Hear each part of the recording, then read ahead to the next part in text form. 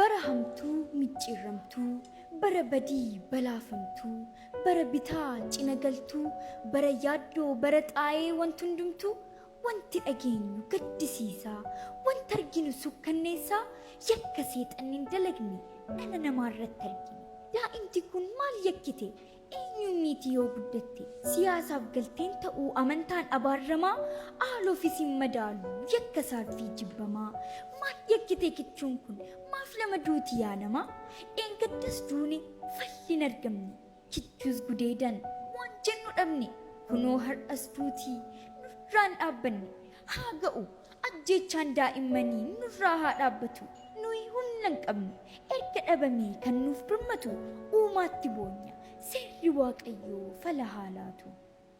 Takka video copy link share na godha isin jeen beeku. Video kana immoo copy link share godha. Akkam jirtan? Salaamal jira nagaa wal gaafannaa miti nageenyi hin jiru. Daa'imni asirratti agartan tuni Simboo Biraanuu jaamti. Kaleessa Shawaa Lixaa keessatti tagudeedamtee lubbuun dabarte daa'ima waggaa 9ti. Egaa jara keenya mee wayni isin yaadachiisa.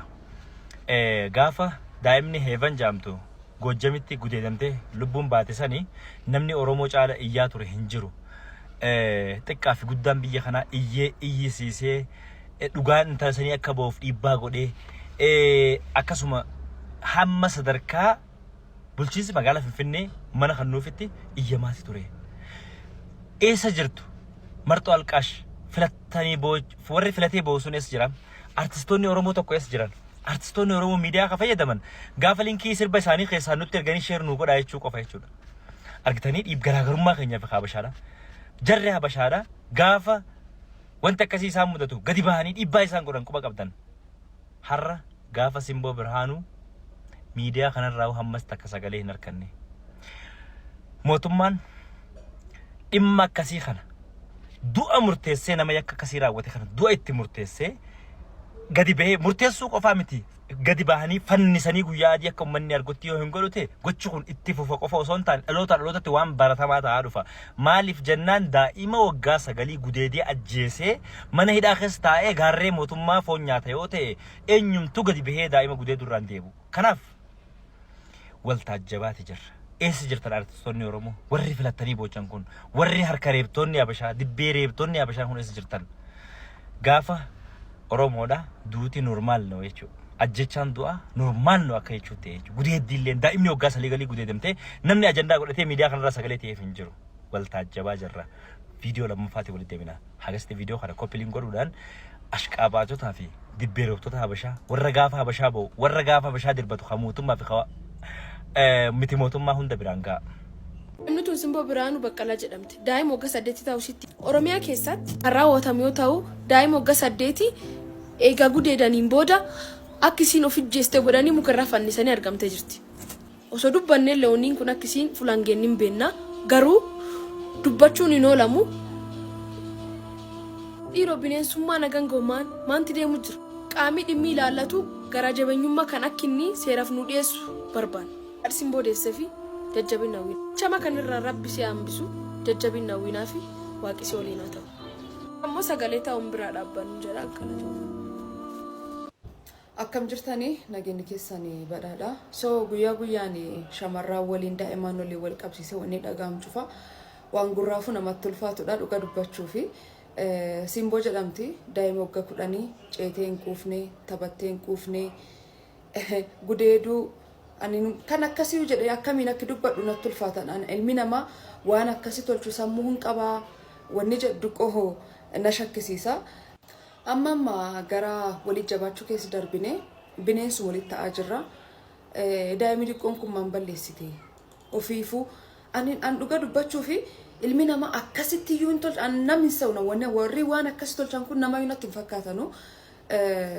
Maalinnaani haq ta'ullee nami naasu waliin qaba beektaa namummaa waan si dhagahamu jira. So aangochi kanaa fi jechayyuu hin qabu nuun cufaa Simboof sagalee haa taanu waan jedhuun beeku dhugaa rabbii.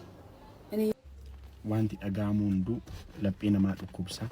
Like waan akkasii dhageenyee dadhabnee waan goonuu dadhabnee dhiisne obboleettii keenya daa'ima Simboo Biraanuu irratti gara jabinni akkasii ani actually namoonni akkas godhan kun ummatuma keenya kana keessatti dhalatanii guddatanii ummatuma keenya keessaa baanii jedhee amanuuf iyyuu natti ulfaata. Maaliif yoo ta'e like reflectionidha. Namni tokko ummata keessaa ba'e fakkaataadha. Na namoota akkasii of keessaa baasuun keenyas na dhukkubsanna. Fuuldurri keenya iyyuu baay'ee na yaaddechiisa.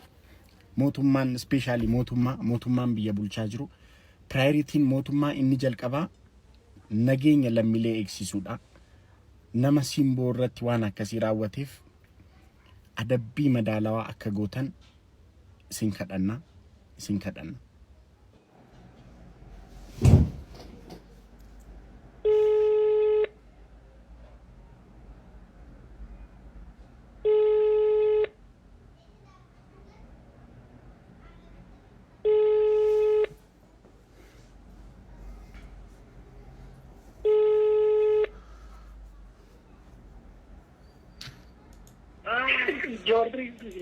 Hello. Akkam jirtu abbayyee simbooti miti? Nagaa jirtu? Galata rabbi nagaa beekee. Nagaa amma sirra deebiisanii bilbilee mubaarak musammaati. Ishee.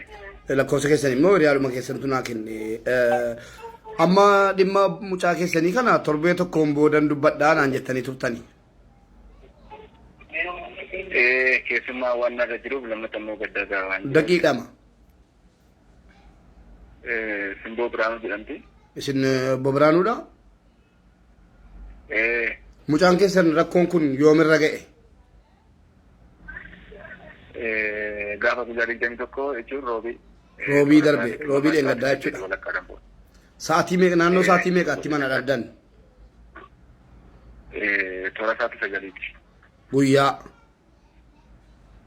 Guyyaa toora sa'aatii 9 ture. Rakkoosaa ammaaf adda bahuu baatus. Mana yaalaa deemteetti? Jechuun rakkoo mana yaalaa deemteetti yeroodhaaf akka waan ishiin fuutee hojjetteetti fudhatame ture. Ani manan turre yeroon hojiidhaa dhufu namni dhageetu wanatu ta'ee na fidanii gara manaatti gaafan dhufu wajjin guddaa waan qeeraan battuu fannaqee ilaale. Iddoo sanarraa fuudhamee manatti galchaniiru. Inni manaan akka ishiin of hin uumne waan hin beekuuf kana jechuun kiyya waan akkasii tarkaanfii akkasii fudhattu mucaan daa'ima waan ta'eef waan of ajjeesuu kana sammuu kan duras immoo sammuu keessaa waan hin jirre waan hin beekuuf dhaqee ilaalee sirrii miti mana yaalaa dhaqee naaf akka qaxxaamtu jedheeni. Fuutee waan of hin ajjeesuu hin dandeenyeef kun fakkeessaniiti. Lammata immoo ho'iin ishiin ofuutu jedhamee irra jiru giddii kana keessas hin jiru addisiidhaan itti alaan dhiqannee eessaa akka dhufe hin beeku. Kanaaf mucaan koo kanaaf irratti raawwanna waan ta'eef mana yaalaa naaf adeemti jennaan mana yaalaa yeroodhaaf xeenaa xaabiyaa dhaqxee achitti waan sun gudeeddii akka ta'e sana isaan adda baasanii gara hospitaalaatti deemtee irra caala immoo mirkaneeffachuu dandeessaa jedhanii. Kana booda hospitaalaatti gara Finfinnee deemtee achittis ragaa qulqulluun achirraa dhufee qorannaan dhiigas maalif nu harka ga'uu baatu sadarkaa informationiitti gudeeddiidha waan ta'eef kun immoo mucaa daa'ima kana gudeedamtee akka duutee ishiin tarii nuunti jedhanii gochuu danda'u ajjeesuu danda'u kaamsuu danda'u kana booda immoo fannisanii akka waan fuutetti fudhachuu akka fudhatamuuf godhameera. Rakkoon kana ture kanarra. Akkasiin gudeedamte ragaan mana yaalaa isinitti meera jechuudha. Manni yaalaa akkasiin gudeedamte ragaa himeeraa jechuudha. An hospitaala ammaaf nu harka hin geenye kana sitti xeenaa xaabiyaatti akkasitti akka gudeedamtee isin immoo irra caala kana yoo shakkitantee deemati hospitaala guddaatti.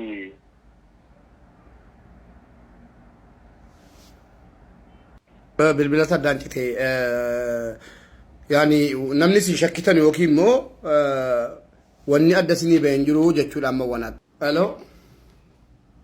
Abeet. Neetworkiitu addaan ciccitaa jira. Amma xumura irratti tan sin gaafadhu namni itti gaafatamummaa fudhate yookaan immoo qaamni qabame ni jira gochaa mucaa kana irratti raawwateef namni qabame hidhaa galee ni jira. Namoonni sadan tokko kan to'atamanii jiran jiru warri gibbii sana.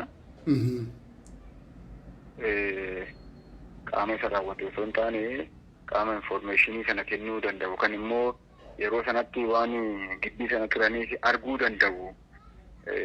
Warri jedhamee shakkaman namoonni sadan tokko Karaayyuu yookaan warri kireeffatanii bulanii qorannoodhaaf waajjira poolisiitti qabamanii jiru. Warroota dhiiraa immoo jogoraggaatti gocha kana hojjechuu raawwachuu ni danda'u warri jedhamanii ammatti wanni to'atame nageenya informationii kan isin qabu amma. Informationii eenyu gudeedee akkamitti gudeedee akka jedhu ammallee informationii wayii isin bira ga'ee hin jiru jechuudha. Nabada kan jiru information akkasii shamarranidha warri to'ataman warra gibbii jiranidha isaanii warra Karaayyuu yookaan warra kireeffatanii jiranidha isaanii arguu danda'u yeroo sanachi waan turaniif jedhamee warra shakkamantu to'atame ammatti information qabu warroonni dhiirota gocha kana raawwachuu danda'u warra jedhaman immoo ammatti information sana akka qabne to'atamuu isaanii. Mucaan kan isiin offanniftee jedhamee yookiin immoo fannifamtee argamte eessa yaan dallaadhuma manuma keessa moo qe'eedhuma keessa moo bakkeedha? Lakki gibbii keessa mooraa keessadha. Mooraa keessa jechuudha. Iddoo dhoksaayyuu miti iddoo ifaadha jechuudha iddoodha kan mul'achuu danda'udha. Amma xumura irratti uummata Oromootiif dhaamsa maalii dhaammat ture? Dhaamsi namni dhaamu ammatti qaamni qorata yakkaa kan godinaas haa ta'u kanasittis ammatti itti deemaa jiru. Isaan irraa darbee immoo uummanni Oromoos biyya keessan biyya alaa sagalee ta'ee haqni kun akka bahuu danda'uu fi deeggarsa naa godhanii gaariidha. Ulfaadhaa galatoomaa haga dandeenye sagaleen taanaa obsa siniif kennu haa ta'u akkamitti jirti haati gaarii jirti obsiteetti. Ammatti rakkisaadha mucayyoo dhabuun qabne waan dhabneef amma danda'anitti qaama maal gochuu dandeenya. Obsuusoo baanne waan laphee nama cabsuudha waan ta'eef ana qofa osoo hin taane uummata naannoo kana irratti ba'aa guddaa ta'eera. Warra maatii kana qofa osoo hin taane gadda kana kan hirmaachaa jirru maatii qofa osoo hin taane akka biyyaattiidha akka Oromoottidha akka biyyaatti waan ta'eef kun waan laphee nama cabsuudha. Ta'ee sin beeku naannoo kanatti si dhageessu waan hin beeknedha waan haaraan ta'ee kana baay'ee gaddinee gadda kana immoo uummata Oromoo hunda waan ta'eef ana qofni hin dhabne uummata Oromoo hundatti dhabe waan ta'eef nama kana kanaaf amma danda'amaa ta'etti jajjabaachuu yaalla. Jabaadha rabbi sina jabeessu deebiin isin dubbisaa jajjabaadha maatii firoottaniif isiniif haadhaaf illee hundumaafuu uummata Oromootiif jajjabinaa kennu galatoomaa isinii bilbila. Egaa uummata keenya kabajamoo akkuma dhageessanii kuni abbaadha. Akkuma suuraa irratti argartanu abbaan waan jiru nu ibsee jira. Haga dandeenyeen bakkuma jirru piroofaayilii irra kaa'annee simboodhaa sagalee ataanu isiniin jedha. Hunduma keessan isiniin jaalladha. Galatooma viidiyoo kana duwiit sheer riipoost gochuudhaan akka sagalee mucaa kanaaf ta'amu ta'an isiniin jedha. Galatooma.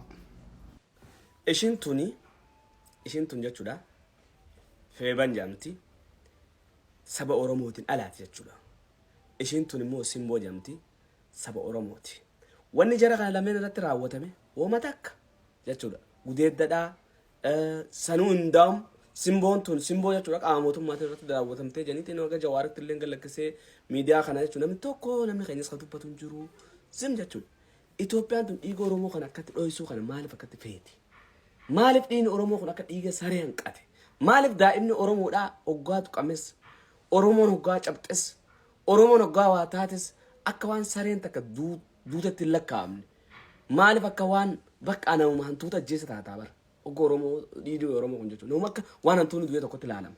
Amma gaafa feeban kana jesti for feeban ኢትዮጵያ ጉቱ ለፋካተ ጋሩ አመሲን ቦኸነ ለምትበት እንጂ በጉመ ረቢን ኢትዮጵያ ሰንከ ሰናባሰን በጉመ ረቢን ኢትዮጵያ ሰንከ ظلمينا معرفة ሰማይ አይታረስ መንግስት አይከሰስ ቹረጋታ ሂመቱ ሶፊ ቢያከማትታ ኤኙ ተካሹ ሚመቴ ነጃባ ደረስተው ዱጋረጋን ሳባ ምስኪን ዩቱቤ ኮዘለመሜታ ገሩ መርቲዴ ሙፍታ ኤኙ ፉነፍቱ ቀብሪኒ ሲምቦን አከስ ጀቴ ijayyuun bananne fuulayyuun haqanne anoo biqiltuudha baalayyuun naqanne ifa addunyaa arguuf barnoota filadhe reefuun qalamaa fi daftara bitadhe abjuudhaan fagaadhee laga meeqa ce'e baay'een of abdadheem nan guddadha se'e ni hafe gaa kunoo abjuun koo karaatti na kutan nan cite deemeera nagaatti ani waggaa 10 hamaaf gaariin beeku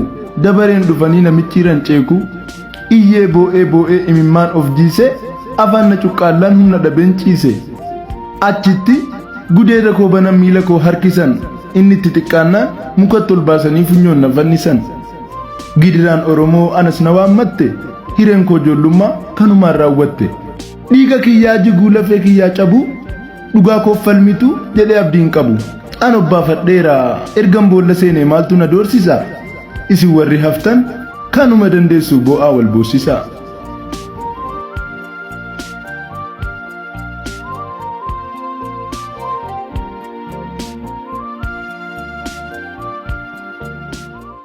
ajab hin callisne hojenne utuu ijaan kan arginutu gurraan kan dhageenyu garatti callisne miidiyaa kanarraa afaan keenya qabannee teenyu dhabna sinii galee kuni intala amaaratti gudeedamtee ummanni miidiyaa kanarra jiru famasiin ta'ee kan famasiin taane hundumtu ba'ee sagalee ta'ee fi amma tokko sagaleen ishee dhagaamee fi jira sinii galee kun intala oromooti umurii ishee waggaa 8tti gudeeduurra darbee morma ishee hudhee ajjeesee fannisee nanni deemu wattaaddara biyyattii makkalaakayaadha kan inni jedhamaa jiru.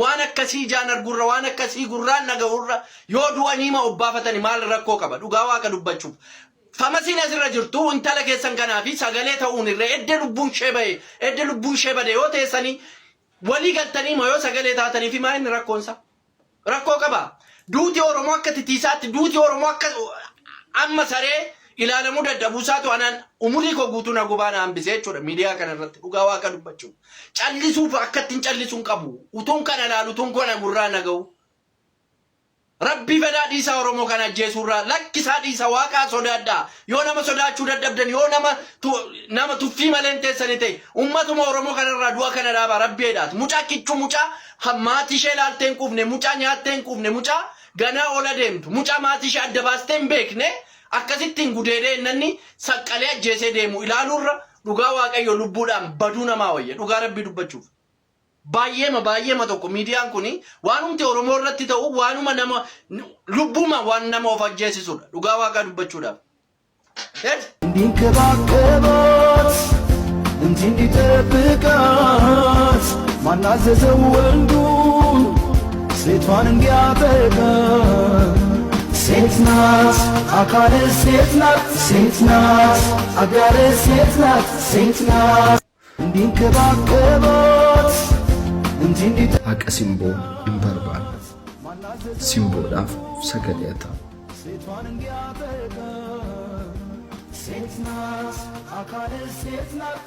Addaan galle sarara waliin arginu.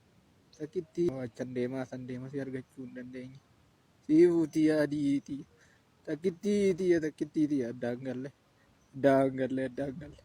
Addaan galle uddeetii. Addaan galle cande barbaadee si dhabeen dhalate.